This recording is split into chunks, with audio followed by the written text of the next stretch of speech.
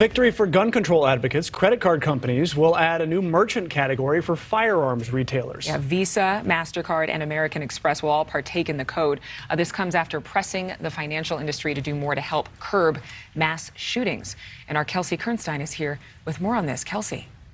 Yeah, Adrienne, most gun right advocates, they are not happy about the measure, saying they don't want their gun buying activity to be tracked by credit card companies. They're also worried now that their purchases could be blocked, calling the move unfair, arguing that the majority of firearm sales do not lead to mass shootings.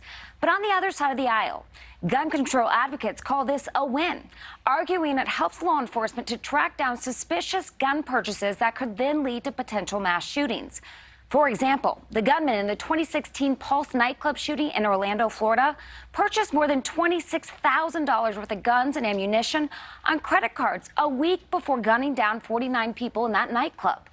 Other gun control advocates say we track virtually everything else on credit cards, from supermarkets, clothing stores, airline tickets. They all have a credit card code that is used.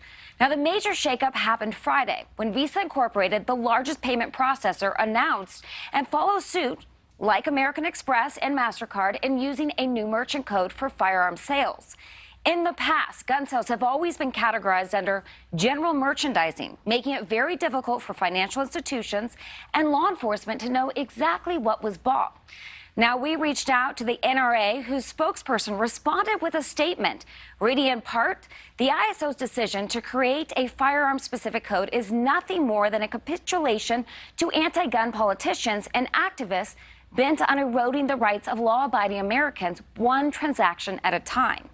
Now, it is also important to note most credit card companies and banks, they've either fought against this code or they've remained silent on the issue for years, but that is because it is so politically charged.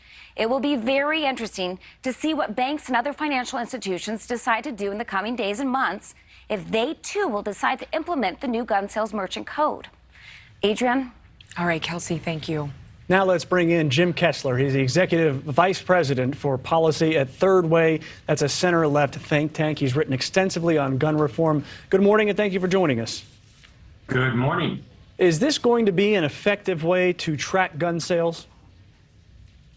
We're going to have to see. I mean, the reason why something like this is happening and you see like gun control advocates pushing for this is, we have special laws in this country that really protect the gun industry the way no other industry is protected.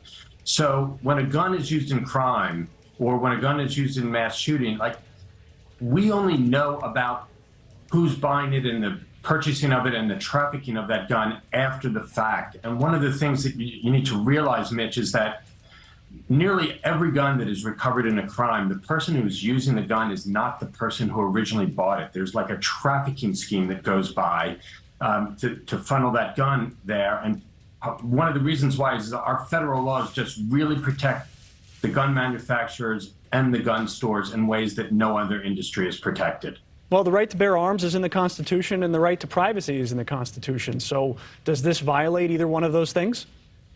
I mean, that's what the NRA is going to say, but I mean, they're a lobbying shop and that's what they're supposed to say. But for example, the gun manufacturers and gun sellers are immune to lawsuits because of a federal law that was passed. And that has nothing to do with a constitutional right. I mean, that's just a lobbyist carve out that makes the industry really impervious to any type of, I would say, accountability that every other industry in the world has. And I would just say one more thing. Gun manufacturers know every time one of their guns is recovered in a crime and is traced, so they know which gun sellers are selling these guns. It's just that the public doesn't know and law enforcement doesn't know unless, they're piecing together data from all across the country. And it doesn't work. But you said that you are concerned about somebody buying, as the Pulse nightclub shooter did, $26,000 worth of weapons. But this is going to track people that are buying one gun as well. Should there maybe be some sort of a cap where if you spend more than $10,000 on guns, then we'll track it, but otherwise you're free to go? Well, I think there should be something that's done so that, there's 20 million guns that are purchased every year in America. I mean, that's a lot of tracking.